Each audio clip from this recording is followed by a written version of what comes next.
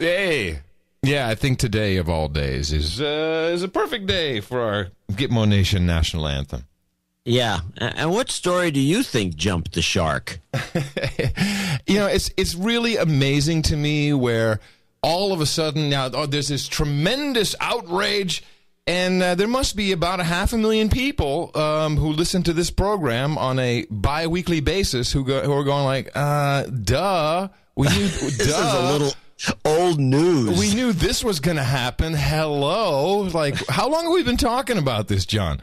Half a year? A year, maybe? Longer? Well, I've come to the conclusion now that this has become the distraction of the week, covering up something else. Oh, well, you know what? It's so funny you say that because actually, I think you wrote it in an email as it was the height of...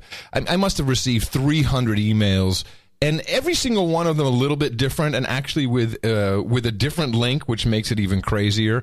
There's so many stories out there, and then at one point, I think you replied to an email to one of our human resources, and you said, oh my gosh, what is going on? What do we actually have to be taking a look at? The distraction of the week on No Agenda. So instead of going right to that, can at least we clear the decks? Because I do have a bunch of clips that are necessary to, because I do have one deconstruction I want to do of our national treasure. Oh, our national treasure. Because I noticed an interesting situation that was starting to occur in the media, and then I realized it wasn't starting to occur. We've been noticing this for a while, but it was actually at its extreme over this particular topic. And if you don't mind, I want to start with a little look at NPR's NewsHour, or I'm sorry, PBS's NewsHour with Margaret Warner covering the TSA controversy. Now, really? They had coverage? Yeah. I have 4 clips. What 4 clips before we even do our executive producer? Wow. Okay. Yeah, I want to get this out of the way, and then we'll do executive producer. Because this is going to transition. This is going to be somewhat thematic for the show, because this leads into my thing, well, at least one of my theories about what this story is covering up. Okay. I have a couple and I'm myself. sure you have your own. Of course. And I'm sure we'll include the Carnival Cruise Line in this, which is getting no coverage, but getting more interesting. Yeah, exactly. And before we start the clip, so I want to play a one breaking story that has been picked up virtually by nobody. I call it the story of the week. Stop the presses. Now, this, by the way, ends the discussion on the TSA as far as I'm concerned, even though we're going to talk about it.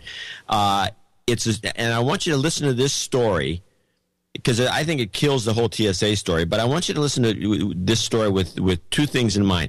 How many people do they ask on the street? How many people go, well, I think this is a good idea. Well, I think it's a bad idea. Well, I think it's a good idea. Yeah. How many government, now, again, with this particular story, how many government people do they talk to? And with this particular story, do they talk to the TSA? Do they talk to the screeners? Or is this story a story killer? Oops, sorry.